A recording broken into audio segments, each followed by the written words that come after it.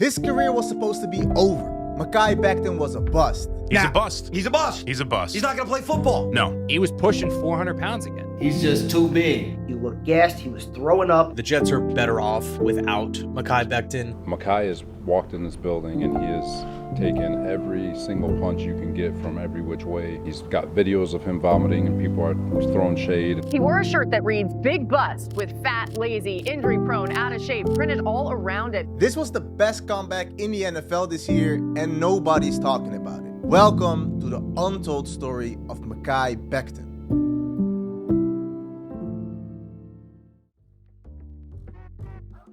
Mekhi Becton was born in Richmond, Virginia, where he had one goal. People don't make it to 21 in Richmond. You gotta pretty much just find what you need to do and get out. For Mekhi, that way out was football. At 6'6", 270 pounds, Mekhi stood out as a freshman. But it wasn't just his size that made him special, it was the way he moved. And surprisingly, that came from basketball. Yes, Mekhi was a hooper. And according to his coach, he had D1 talent. He had the size, he had the footwork, but there was one thing missing: dominance. Mekhi was kind of a gentle giant. He didn't want to go full force because he didn't want to hurt anyone. But once he let go of that fear, everything changed. He led Highland Springs to back-to-back state titles, dominated at every camp he went to, and became a 4-star recruit. So of course, all the offers started coming in. Oregon, Michigan, Virginia, and many more. Everyone around him wanted him to choose a big-time school. However, Mekhi had different plans. He trusted his gut and chose a place that reminded him of home. Mekhi was taking his talents to the University of Louisville, and that decision came with big consequences. Mekhi's freshman season came with a lot of pressure.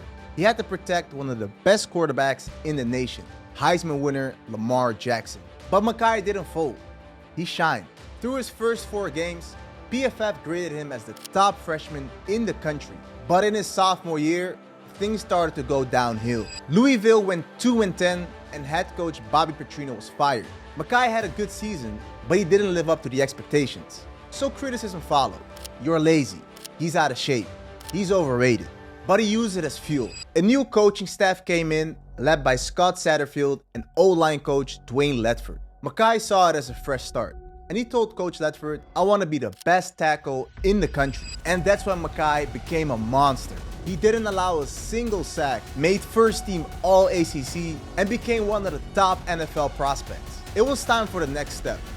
Mekhi declared for the NFL draft.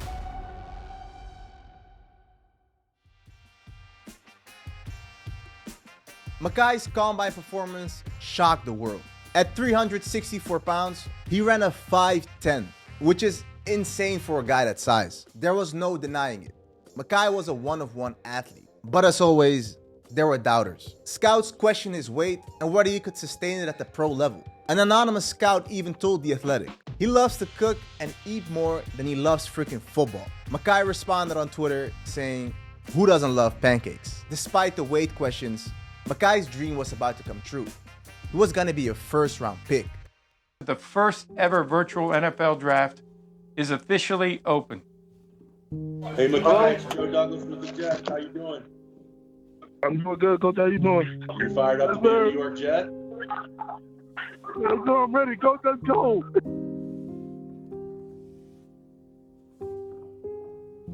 With the 11th pick in the 2020 NFL Draft, the New York Jets select Mekhi Becton. Early on in camp, Mekhi was already making noise. At that time, Adam Gase was the head coach and Sam Darnold was the QB. But Mekhi's rookie season is one he will never forget. They started 0-13, one of the worst seasons in franchise history. But Mekhi played well, really well. Mekhi Becton is the Jets' best player. He's the brightest star. But there was one issue. A few shoulder injuries kept him out of 3 games. And just like that, the comments started again. Is his weight catching up to him? Can a guy that big really last in this league? The same old questions. Mekhi tried to block the noise. And heading into his first NFL offseason, he made one thing clear. He was gonna put in the work and prove everyone wrong. The Jets were starting fresh. Robert Saleh was a new head coach, and Zach Wilson was a new QB. It felt like a new beginning. I want to get all-pro everything, get my quarterback rookie of the year. Mekhi came into camp in shape, focused, and hungry. But in week 1, everything changed. In a freak play, Greg Van Roten fell into the back of Mekhi's leg. Becton was carted off the field with a knee injury. According to the Jets, he will be out 4 to 6 weeks. But weeks turned into months, and Mekhi never came back. He was out for the whole season. Questions were asked. Is it the weight again? Is he really 400 pounds? Once again, his weight became the headline, not the injury. His trainer Duke Mayweather responded to the critics. It was never a 4-week injury.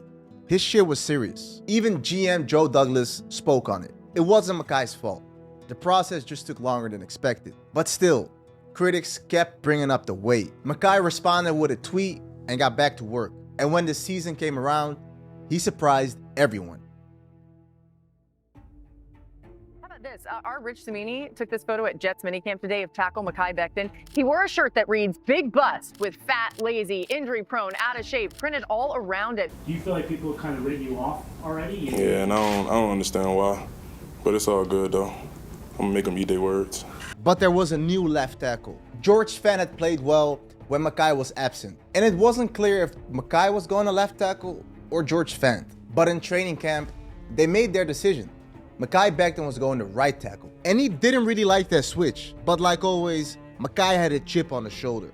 He wanted to prove everyone wrong. Then in training camp, everything fell apart. During practice, Mekhi's right knee gave out, the same knee as last year. Not long after, the news broke. Mekhi Becton out for the year.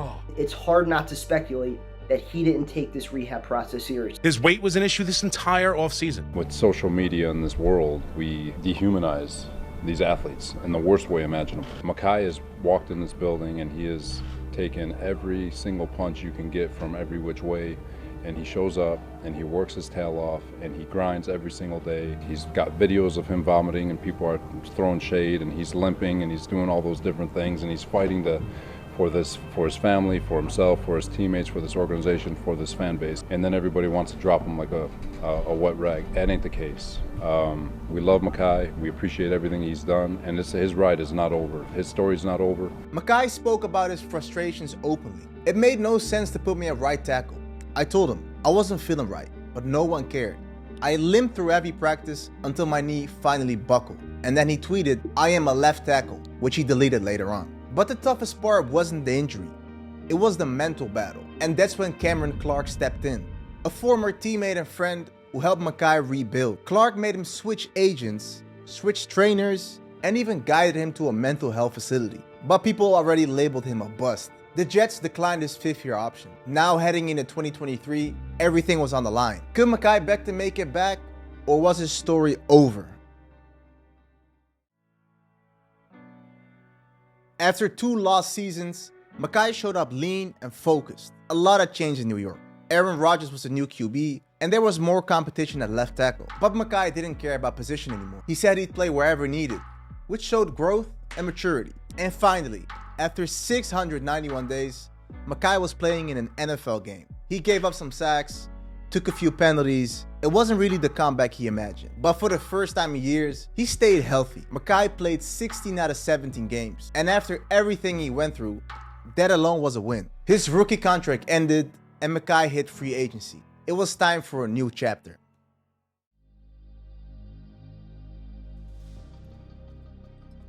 After all the ups and downs in New York, Mekhi found a new home in Philly. He signed a 1-year prove-it deal with the Eagles, worth up to $5.5 million. For the first time in a while, it felt like an organization truly believed in him. But they welcome me with open arms here, like, you would have thought I got drafted here the way they welcomed me in. Especially Jeff Stoutland, the mastermind behind the Eagles' offensive line, also known as Stoutland University. He was a key reason why Mekhi chose the Eagles. But he didn't see Mekhi as a left tackle or a right tackle.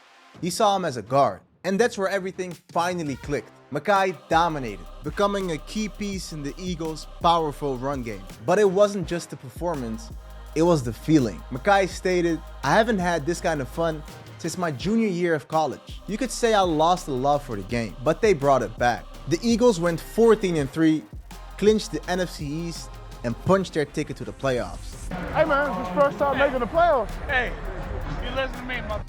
Oh, this is crazy. Look at me. I love it. And it didn't stop there. The Eagles rolled to the playoffs and made the Super Bowl. And after a dominant performance, Mekhi Becton was a Super Bowl champion.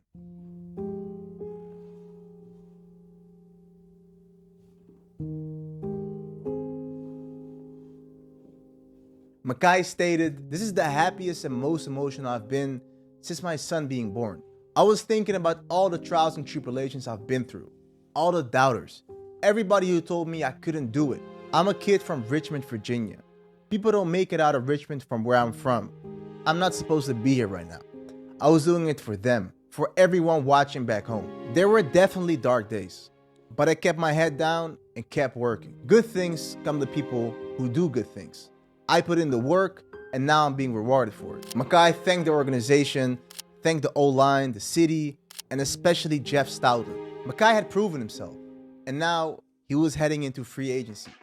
It was time to get paid. Plenty of teams came calling, but Mekhi made his choice. He signed a 2-year, $20 million deal with the Los Angeles Chargers. A fresh start, a new chapter to continue his incredible story. Mekhi Becton is one of those beautiful stories that kind of went under the radar, in my opinion. That's why I wanted to make this video, to show you what he's been through, how he came out on top, and I'm just happy for him, to be honest. But if you enjoyed this video, please like and subscribe. This is my first YouTube video ever. I want to make so many more of these stories. If you're new to the channel, welcome. This is More Than Athletes, a platform where I'm trying to humanize athletes by making content through storytelling, podcasts one day, interviews. I want to make content with these athletes, hopefully in real life, and I'm gonna work my ass off to get there. So if you want to support me, please subscribe, like, follow me on TikTok and Instagram. I make a lot of like short stories like this, but just in 60 seconds. Thank you for watching. Have a blessed day.